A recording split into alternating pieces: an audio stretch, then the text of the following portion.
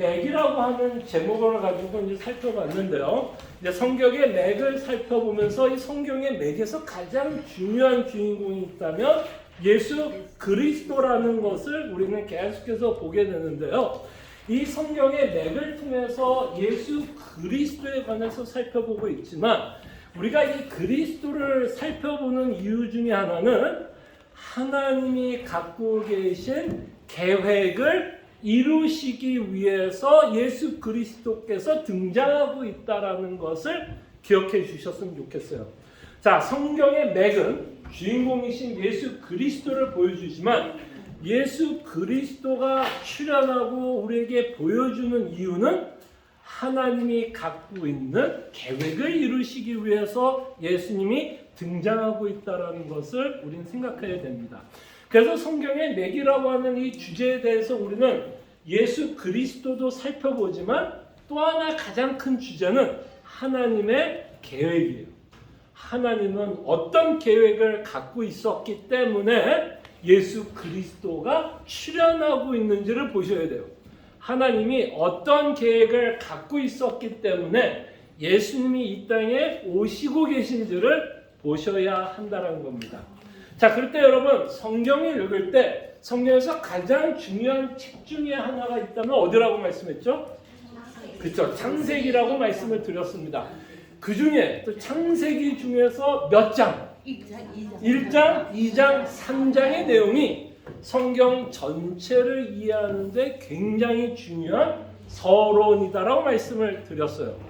그래서 이 서론을 통해서 사실은 여러분들이 좀 비교를 하면서 보시면 알겠지만 이 창세기 1장, 2장, 3장에 나왔던 내용은 끊임없이 구약 역사에 뭐라고 표현하면 좋을까요? 반복이 됩니다. 그래서 우리는 창세기 1장, 2장, 3장을 읽어보면 그 후에 있을 모든 내용들이 어떻게 전개되고 있다는 것을 알게 돼요. 자, 근데 이제 오늘 마지막으로 여러분들과 또 하나 생각해 보고 싶은 것, 이 창세기 1장에서 3장의 서론, 성경의 서론을 이해하기 위해서는 반드시 마지막 회를 우리가 이해할 필요가 있어요. 이게 바로 신약에 살고 있는 성경이 완성된 자들에게 하나님이 주시는 놀라운 특권이에요.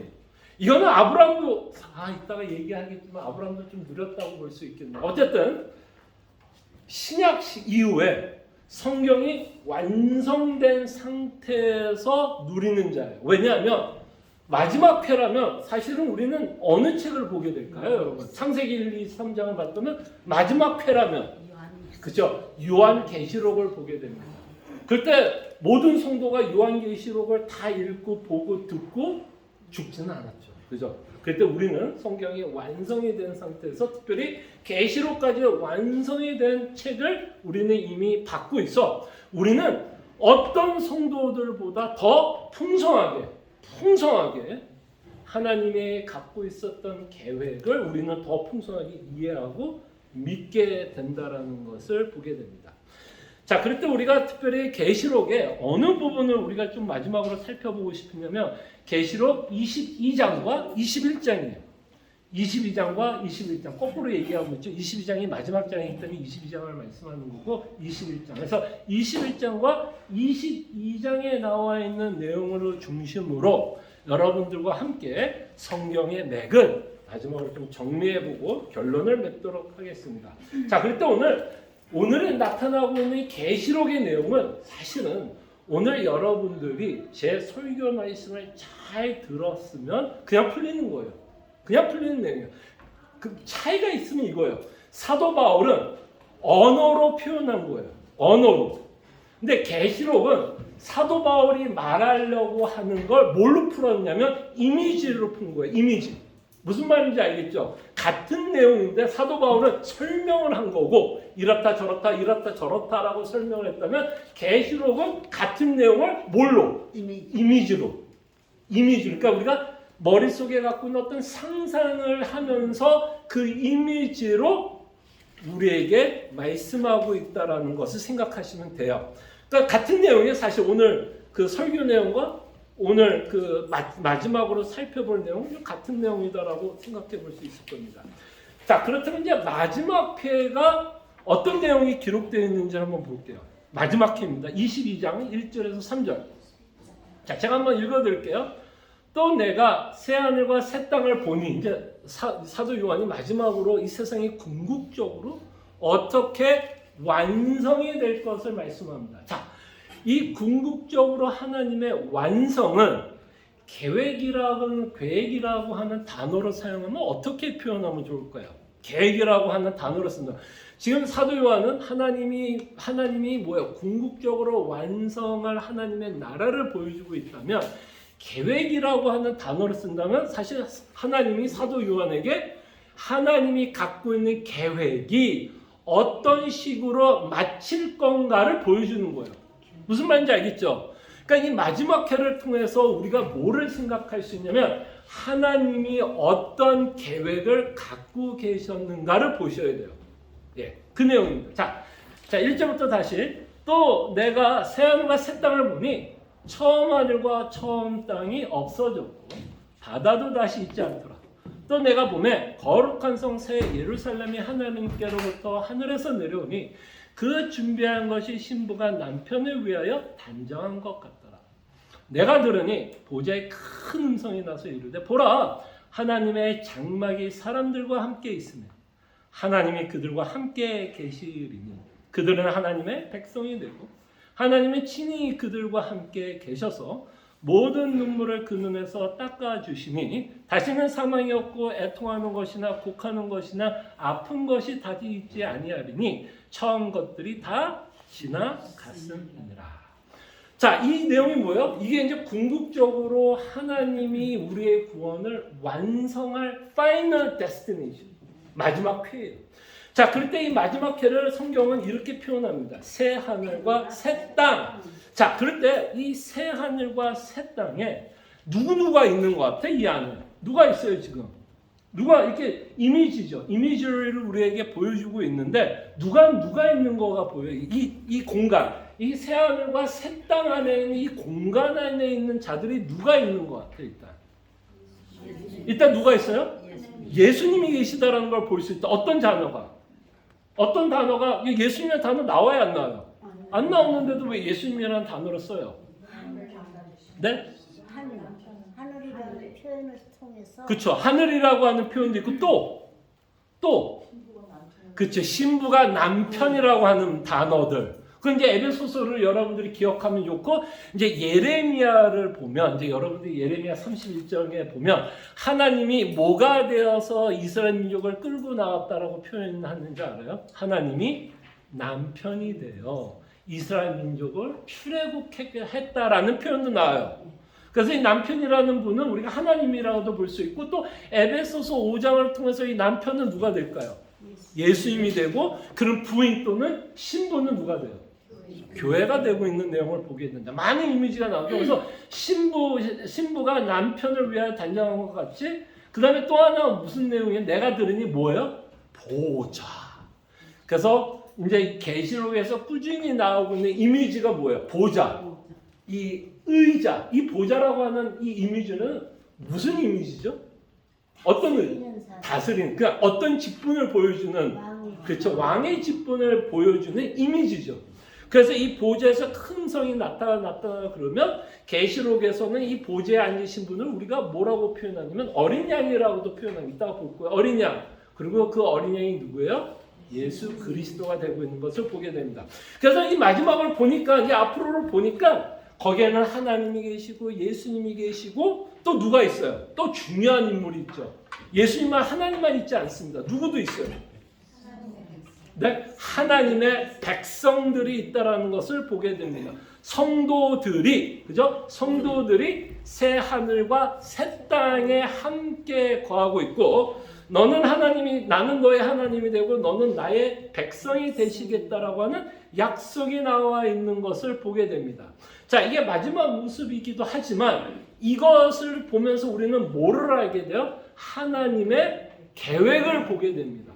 자, 그렇다면 이 내용을 보면 하나님이 가장 먼저 해야 하는 일이 있었다면 뭘까요? 이게 마지막에 보니까 하나님이 계시고 하나님의 백성들이 마지막에 있었다는 걸 보게 되면 이것이 하나님이 갖고 있었던 계획의 완성이죠. 이 완성을 하기 위해서 반드시 하나님은 이제 뭐부터 시작해야 될까요? 뭐를 해야 돼요? 그럼요, 인간을 창조해야 그 인간들이 어디에 살 수 있어요?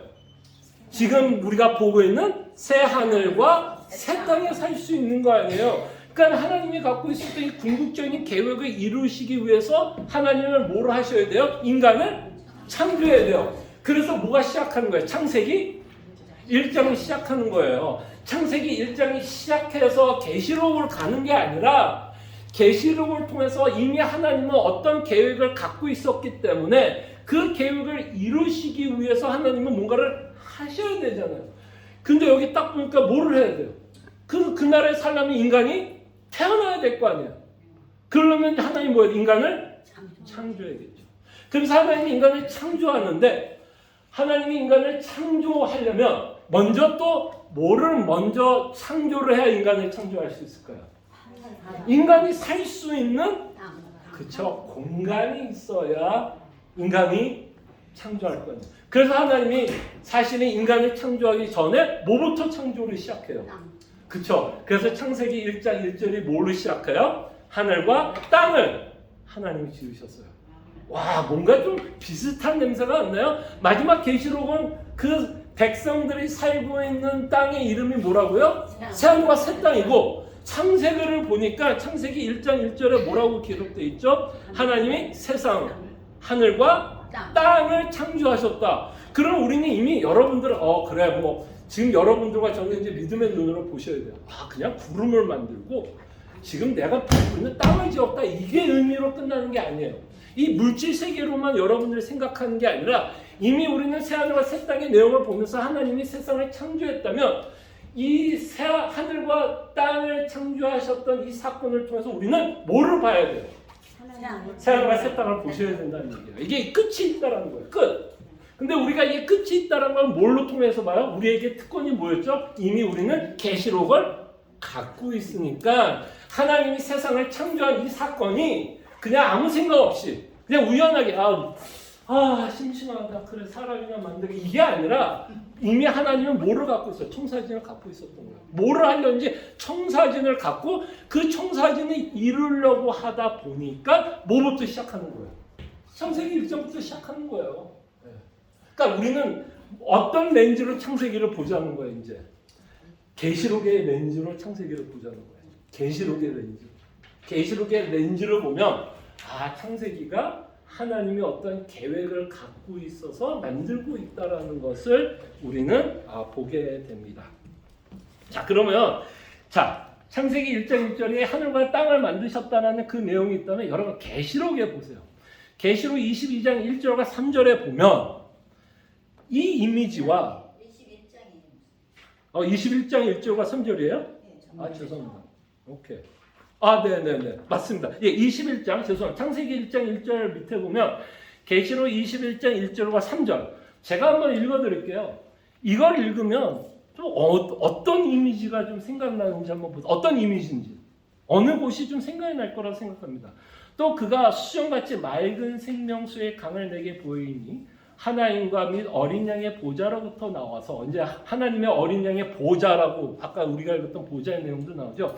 길 가운데로 흐르더라. 강 좌우에 생명나무가 있어 12가지 열매를 맺되 날마다 그 열매를 맺고 그 나무 잎사귀들은 만국을 치료하기 위하여 있더라. 다시 저주가 없으며 하나님과 그 어린 양의 보좌가 그 가운데 있으리니 그의 종들이 그를 섬기며. 그래서 이 21장에 나오는 이 지형이 새하늘과 새 땅의 지형 가운데 21장에 나오는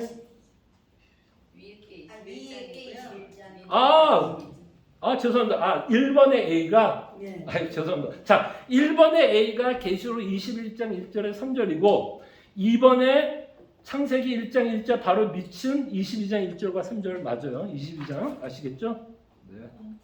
자, 그럼 22장 1절과 3절의 내용은 좀 어디가 연상 안 돼요? 생명나무가 있고 강이 흔들면 그쵸? 딱 보면 이거 그냥 어디서 되게 많이 본 지형이다라는 생각이 들 거야. 어느 지형이 생각나요?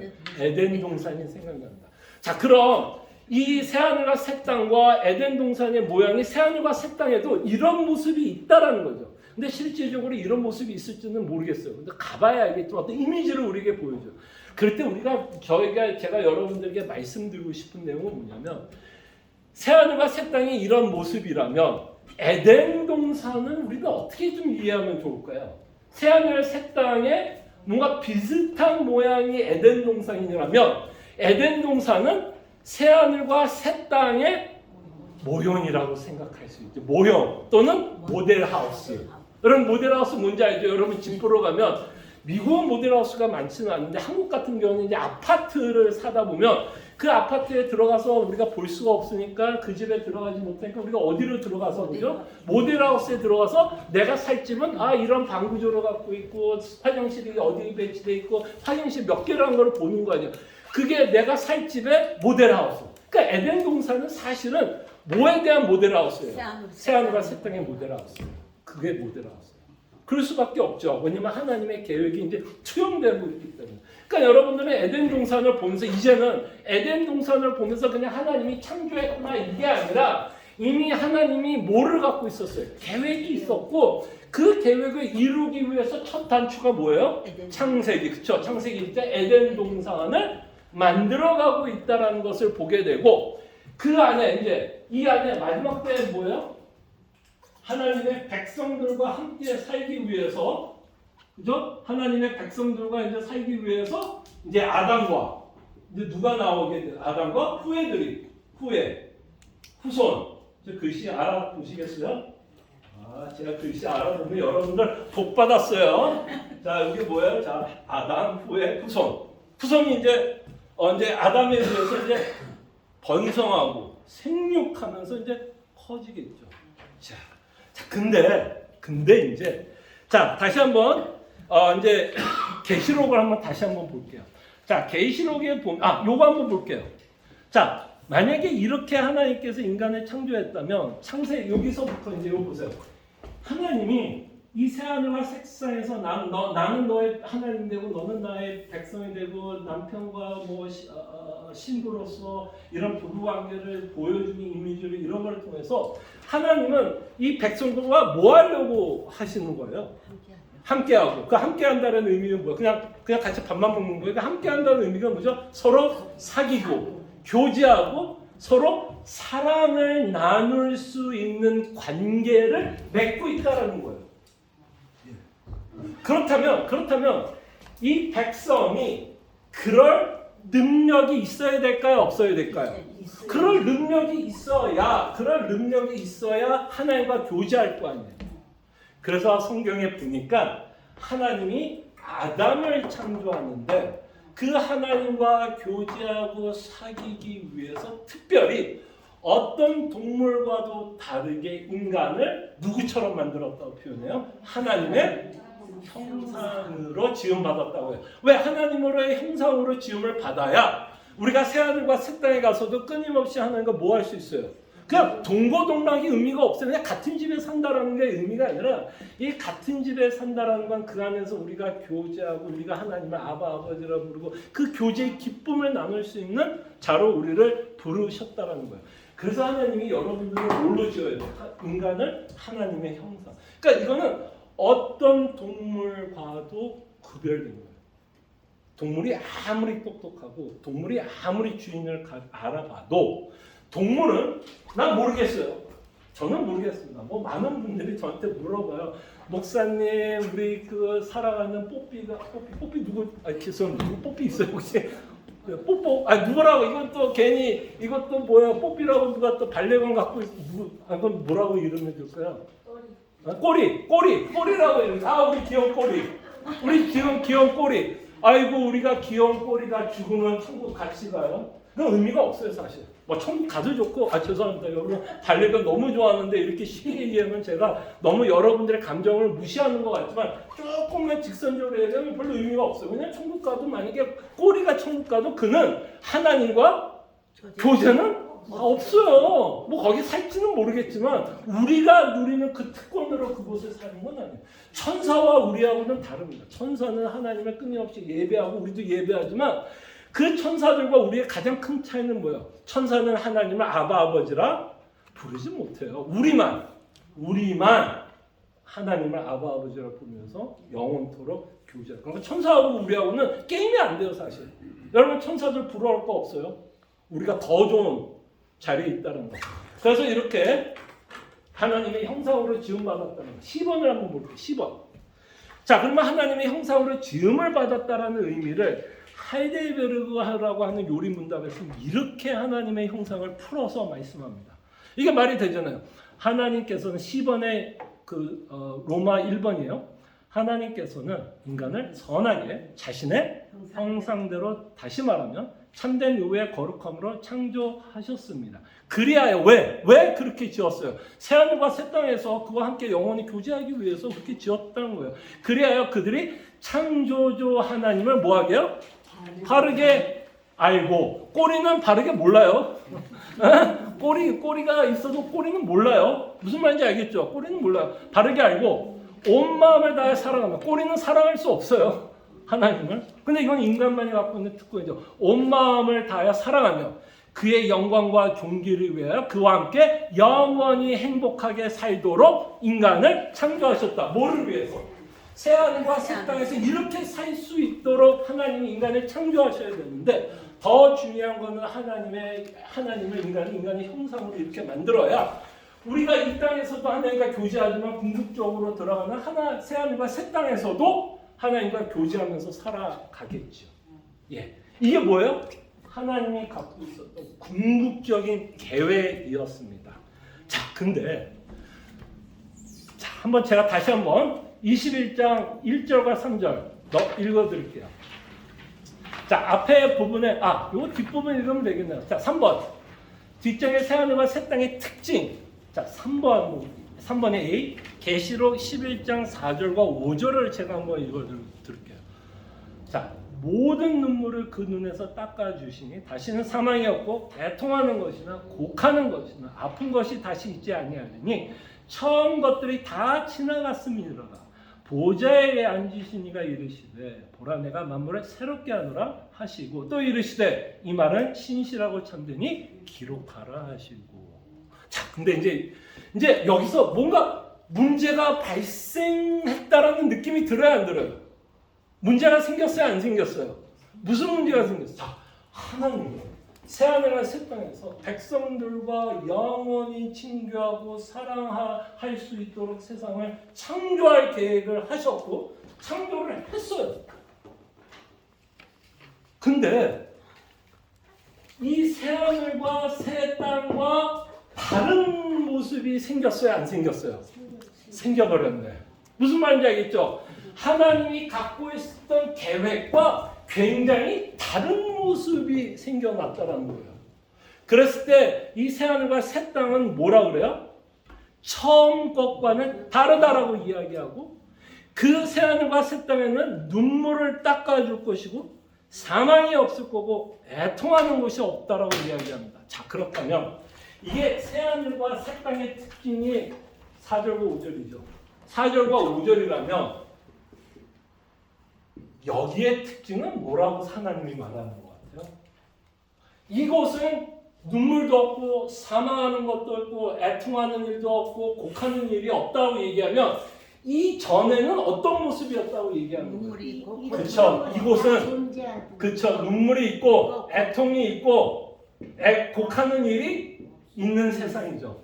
자, 그럼 이게 하나님의 계획이었을까요? 아니었을까요? 하나님의 계획은 아니었죠. 그럼 이거 뭐 하나님이 잘못 계획한 거야? 라고 이야기할 수 있어요, 없어요? 근데 하나님이 잘못 계획해서 이 땅에 갑자기 눈물이 들어오고 애통과 애곡이 곡하는 들 들어오고 사망이 들어왔을까요? 하나님이 잘못했어요? 아담의 잘못으로 인해서 그래요. 그렇죠. 하나님의 계획은 갖고 있었는데 이 하나님의 계획은 누가 망쳤다는 얘기예요, 이제. 아담이 그렇죠. 그래서 이제 우리가 중요한 내용이 이제 이게 창세기 1장과 2장의 내용이라면 이 눈물과 애통과 곡하고 사망은 창세기 몇 장부터 얘기일까요? 창세기 3장.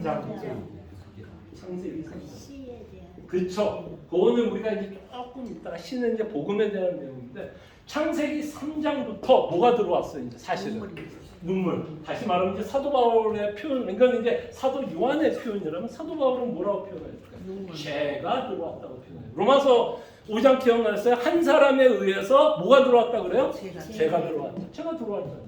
죄가 들어왔다. 창세기 3장. 그러다 보니까 하나님이 계획했던 것과 함께 이게 다 뭐했어요?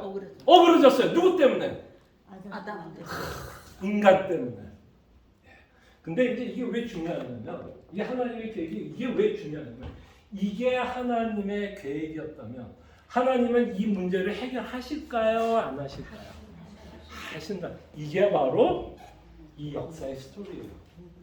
눈물을 흘리고 애통할 수밖에 없고 곡할 수밖에 없고 사망이 있을 수밖에 없는데 누구 때문에? 인간 때문에. 그래서 우리는 여기서 제가 여러분과 그 주정창 설명하려고 했던 게 뭐예요? 행위, 언양이라는 걸 통해서 인간이 죄를 짓는 걸 통해서 죄의 싹은 사망이에요. 그런데 하나님 원래 이거 계획했어요, 안 했어요?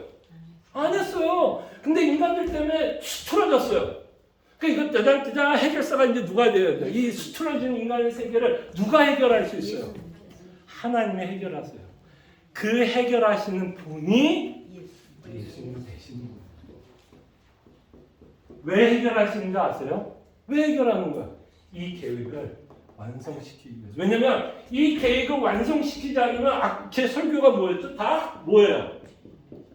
죄인은 끝나고 다 뭐예요? 형벌을 아무도 없어요. 여기 천국의 새하늘과 새 땅. 이제 만약에 예수님이 아는 상태에서 요한이 새하늘과 새 땅에 있으면 거기 누구만 있을까요? 삼위 하나님과 꼬리. 한 마리 꼬리가 혹시 있을지 모르고 누구 또? 천사들이 이거 끝이에요. 누가 없을까요? 누가 없어요? 백성은 없어요. 백성은 거기 있을 수가 없어요. 무슨 말인지 알겠죠? 다 죽어야 돼요, 그냥. 그러니까 하나님의 계획이 이거였기 때문에 이것을 하기 위해서 하나님이 누구를 보내시는 스토리예요. 예수님 보내는 스토리가 여러분과 제가 구약을 통해서 보고 있는 스토리고 예수님이 때가 되어서 예수님이 이 땅에 오시는 스토리가 되는 거예요. 그러니까 여러분들은 우리는 그냥 하나님이 와 우리 죄를 용서하기 위해서 예수님이 보내셨다? 틀려요, 맞아요? 맞아요. 근데 우리는 그것만 알고 있으면 너무 성경을 얇게 하는 거예요. 하나님이 정말 뭘 원했냐면 이거를 이루시고 싶었던 거예요. 이거를. 그러니까 하나님의 원래 목적은 새하늘과 새 땅에서 하나님의 백성들과 함께 영원히 지내시는 것이 하나님의 목표였는데 이놈의 인간 때문에 세상이 어그러진 거를 다시 한번 하나님이 회복해 가는 과정이 그게 뭘까요? 그게 구원의 스토리예요. 그러니까 사실은 이게 좀 어려운 말이 될 수 있는데 종말이 먼저냐 구원이 먼저냐라고 누군가 물어본다면 종말이 먼저예요. 이게 먼저예요. 이게 먼저예요. 하나님의 계획이 먼저예요. 근데 인간이 망쳐버렸기 때문에 뭐가 들어오는 거예요? 구원이 들어오고 그 구원을 통해서 하나님의 계획을 이뤄요. 그러면 이거는 정말 의미 없는 질문을 하나 할게요. 정말 의미 없는 질문. 왜냐하면 히스토리에서는 if는 의미가 없어요.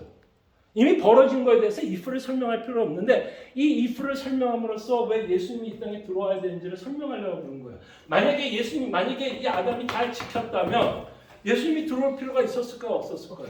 없었어요. 그러나 인간이 죄를 지은 것 때문에 이 문제를 해결했었기 때문에 예수님이 이 땅에 들어오셔서 우리를 구원하셨고 그 구원은 결국엔 그냥 내가 하나님에게 용서를 받았고 이게 끝나는 차원이 아니라 이 구원을 통해서 하나님이 갖고 있었던 이 종말을 완성시키는 수단이 되고 있다는 거예요. 이 큰 그림을 우리는 놓치지 않았으면 좋겠어요. 그리고 이제 이 일이 가능하게 된 여기에 들어가는 거에 가능하게 된 게 오늘 설교를 통해서 제가 여러분들에게 외치려고 했던 게 뭐예요? 여러분들이 그리스도로 말미암아 뭐를 여겨줘요? 의, 그렇죠? 칭의. 그러니까 이제 여러분들이 더 이상 죄인이 아니에요. 의인이에요. 그렇기 때문에 여러분들이 어디에 들어갈 수 있어요? 새하늘과 새 땅에 들어갈 수 있다는 거예요. 그거를 요한은 이미지로 우리가 어떻게 이렇게 되었는지를 설명합니다. 자, 계속해서 한번 볼게요. 자, 4번을 한번 볼게요. 4번에 보면 뒷장 4번. 새하늘과 새 땅에 있는 것과 없는 것. 새하늘에 있는 것과 없는 것을 통해서 다시 한번 예수 그리스도의 복음을 우리에게 전합니다. 자, 한번 제가 한번 읽어볼게요. 계시록 22장 1절에서 3절. 맞죠? 맞아요? 또 그가 수정같이 맑은 생명수의 강을 내게 보이니 하나님과 및 어린 양의 보좌로부터 나와서 길 가운데로 흐르더라. 강 좌우에 생명나무가 있어 12가지 열매를 맺되 달마다 그 열매를 맺고 그 나무 잎사귀들은 만국을 치료하기 위하여 있더라. 다시 저주가 없으며 하나님과 그 어린 양의 보좌가 그 가운데 있으리니 그의 종들이 그를 섬기며. 자 이제 힌트, 질문. 이 구절을 보면 새하늘과 새 땅에 있는 것과 없는 게 있어요. 새하늘과 새 땅에 있는 게 뭘까요? 비교를 해보세요. 에덴 동산에 뭐가 있었고 새하늘과 새 땅에 뭐가 없네? 뭐는 있는데 뭐가 없는 게 있어요. 뭐가 있고 뭐가 없죠? 새하늘과 새 땅에 뭐만 있어요? 에덴 동산과 비교를 하면 생명나무. 제일 중요한 건 생명나무만 있어요. 중요합니다. 생명나무만 있어요. 에덴 동산은 뭐뭐 있었죠? 생명나무뿐만 아니라 선악을 알게 하는 나무도 있었어요. 근데 새하늘과 새 땅에 보니까 뭐는 없어요? 그렇죠. 이건 없어요. 이게 뭐를 상징할 것 같아? 이 이미지가 뭐를 여러분들에게 어떤 메시지를 전할까요? 안 전할까요? 저는 어떤 메시지일까요? 죄사함 또는 선악을 알게 하고 하는 이 조건이 다 만족되었기 때문에 더 이상 여기는 필요하지 않다. 그냥 다시 말씀드리면 행위 언약이 우리에게는 절대로 적용되지 않는다는 거예요. 그래서 이 특징이 뭐예요? 생명나무에서 나오는 뭐만 있죠? 열매들만 있잖아요. 12지파가 여러분 뭐를 상징할 것 같아요, 여러분? 여러분 이스라엘의 백성의 수를 상징하는 수가 몇 지파? 12지파. 새하늘과 새 땅에 살고 있는 백성이 12지파라면 그 12지파를 통해서 우리에게 전하는 메시지가 뭐예요? 하나님의 백성들이 그곳을 살고 있다는 건데 거기에는 더 이상 선악을 알게 하는 나무가 없다 그러면 더 이상 어떠한 조건에 의해서 우리는 쫓겨날 이유 없다라는 거. 더 이상. 무슨 말인지 알겠죠? 예. 이런 이미지를 통해서 우리에게 복음을 전해주고 있다라고 우리가 생각하면 좋을 것 같아요. 자, 그럴 때 이 새하늘과 새 땅을 이루시는 분이 누굴까요? 자, 3번으로 이제 다시 위로 올라갈게요. 새하늘과 새 땅을 이루시는 분 누가 회복하느냐? A 3번. 여러분 너무 잘 아는 거죠. 다시 저주가 없으면 하나님과 그 어린 양의 보좌가 그 가운데 있으리니 그의 종들이 그를 섬기며. 이 일이 가능하게. 자, 여기 뭐예요? 눈물과 애통과 애곡 사망 죄인. 근데 우리가 의인이 되어 이곳에서 새하늘과 새 땅에 살아갈 수 있는 이유가 뭐였다고요? 하나님 뭐라 그래요? 어린 양의 보좌. 그죠? 어린 양의 보좌. 사도 바울이 이제 이거를 설명했죠. 뭐라고 설명해? 예수 그리스도의 십자가와 부활로 설명하고 있다면 사도 요한은 요한복음을 여러분들은 읽으면 알겠지만 그 어린 양이 상징하는 내용이 뭐예요? 어린 양이. 양은 뭐예요? 그러니까 상징은 이제 예수님인데 그 양이 상징하는 게 뭐예요? 제사제도. 제사제도는 죽음을 수반하는 거고 예수님이 어린 양이 되었다면 이 어린 양이라고 하는 제사제도를 우리로 상기시켜주고 이 제사제도에 있는 죽음을 상징한다면 예수님이 어린 양이라는 얘기는 사실 사도 요한이 뭐를 말하고 싶은 내용이에요? 무슨 사건을?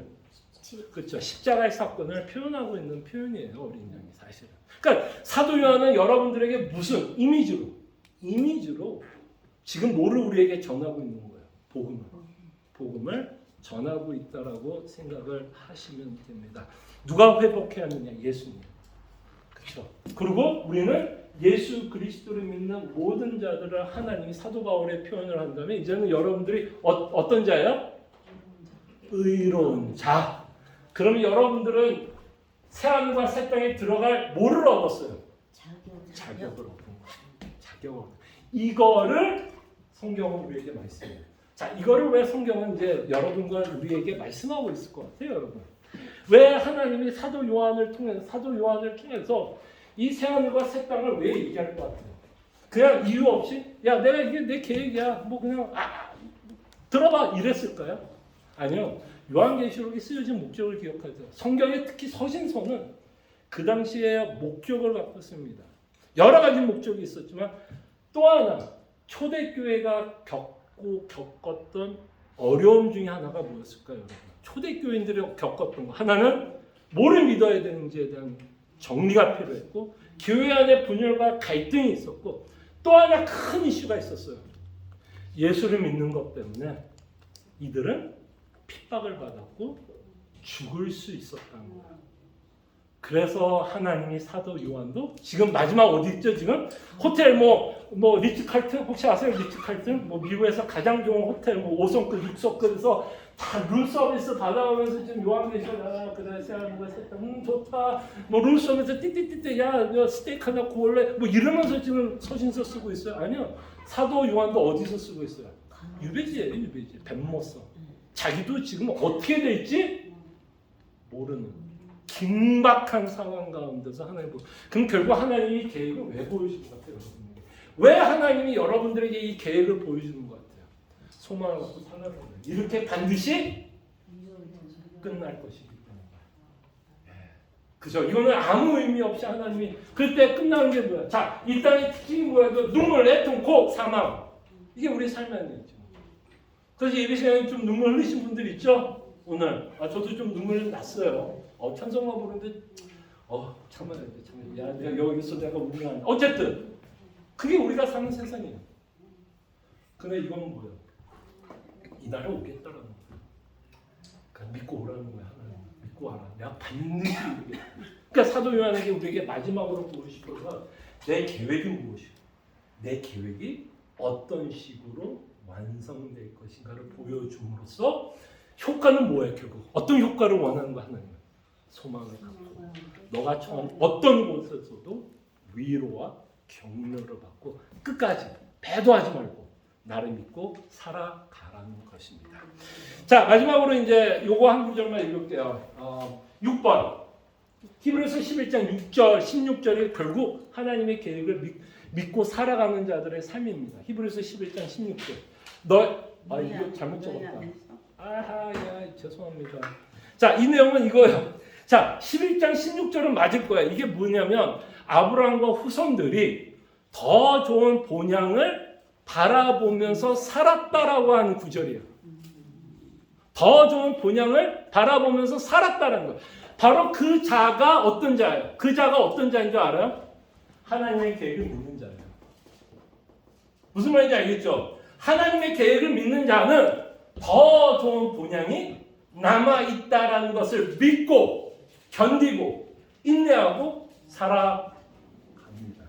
그래서 필리포스 1장 6절이 제가 2번을 적어놨는데요. 너희 안에 착한 일을 시작한 이 시가 그리스도 예수의 날까지. 그리스도 예수의 날은 언제? 이미 예수님 왔죠. 그러니까 초림은 아니겠죠? 그럼 그리스도 예수의 날은 언제일 것 같아요? 초림이 아닌 재림이죠. 초림이 아닌 재림 때 이룬다. 뭘 이룰까요? 뭘 이룰 것 같아요? 그것에는요 더 이상 곡하는 게 없고 사망이 없고 그러니까 여러분들이 겪고 있었던 수많은 아픔과 힘듦이 이 안에서 이제 참된 안식에 들어간다. 그래서 우리는 열심히 뛰는 거예요. 열심히 뛰는 거예요. 그리고 우리는 이제 이 천국에 가서 누구 만나러 가는 거예요, 여러분? 여러분 누구 만나러 가요? 예수. 만나고 싶지 않으세요? 우리 인생이 여기서 종칠 뻔했어요, 여러분. 종친다는 표현해도 될까요? 종칠 뻔했어요, 여기서요. 예수님 안에서 여기서 종쳤어요, 여러분과 저는.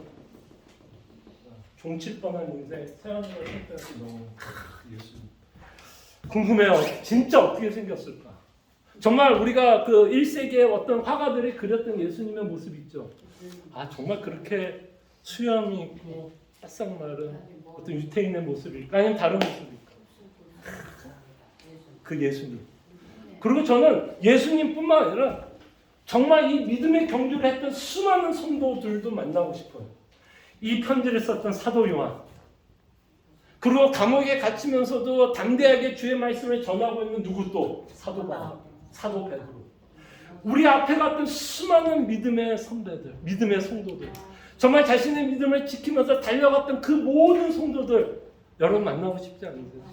그리고 여러분 정말 믿음의 성도들과 함께 예배드리는 기쁨이 있지 않으세요? 네, 오늘 또 대표 기도를 하셨던 분도 이렇게 함께, 또 오늘 식사 기도할 때 그 기도도 함께 귀한 성도들과 함께 모여 하나님께 예배할 때 그 기쁨이 있다고 한다면 천국 가면 모두가 사도 바울, 다윗, 솔로몬, 아담, 뭐 여호수아, 이사야, 마틴 루터, 뭐 칼빈, 뭐 송근춘도 들어가고 여러분들도 들어가서 정말 다 같이 예배당은 어떨지 모르겠어요. 이렇게 생겼는지 모르겠어요. 다 같이 모여 나를 구원해 예수 그리스도를 모여튼 다 바라보면서 그 하나님께 예배드릴 때 정말 그 감격은 지금도 막 벅차지 않아요? 지금 막 상상만 해도. 근데 그날이 올 거예요. 그날이 올 거라고. 왜? 하나님의 계획은 반드시 이루어지. 그래서 잘 참읍시다. 얼마 안 남았어요, 다들. 얼마 안 남았어요. 다들 열심히 뛰고 달려가고. 그래서 우리 어디 가서 만나요? 그렇죠. 새하늘과 새 땅에 가서 같은 예수님. 정말 그 예리한. 네? 아담 같은 경우에는 완전한 가운데 죄를 졌기 때문에 그도 이 복음에 그렇죠. 그거를 적용받을 수 있나요? 그럼요. 왜냐면 아담도 그걸 믿었어요. 그냥 그 아들을 주시겠다라는 거. 그래서 이제 아들을 낳으면서 이제 살잖아요. 그래서 어쨌든 우리가 정말 제가 포인트하고 싶은 건 이 계획을 놓치지 말자. 우리의 문제들 때문에 문제에 함몰되어서 거기 안에서 전전긍긍하고 걱정하고 염려하는 게 아니라 생각하세요. 그래. 좀만 버티자. 좀만 가자. 좀만 가면 예수님 만난다. 그리고 우리 다 같이 만나자. 이게 바로 이 성경의 맥에서 정말 우리에게 주시는 말씀이 아닐까 생각을 합니다. 그래서 기도 제목 몇 가지 좀 적어봤습니다. 자, 마지막 성경의 맥을 잡을 수 있도록 기도합시다. 성경의 맥을 잡는다는 건 뭐야? 하나님의 계획을 믿자라는 얘기예요. 새하늘과 새 땅. 즉 하나님의 계획을 믿고 그 안에 참된 소망과 위로를 받고 살아가는 게 하나님의 성경의 맥을 잡고 사는 자들이에요. 더 나은 본향을 바라보며 살 수 있도록 기도합시다. 그래서 이 시간 우리 정말 하나님께서 우리에게 말씀하고 있는 이 말씀을 붙잡고 살아갈 수 있도록 우리 잠깐 말씀의 기도 제목을 갖고 저희 좀 기도하고 제가 기도 한 명 마치겠습니다. 함께 기도하죠.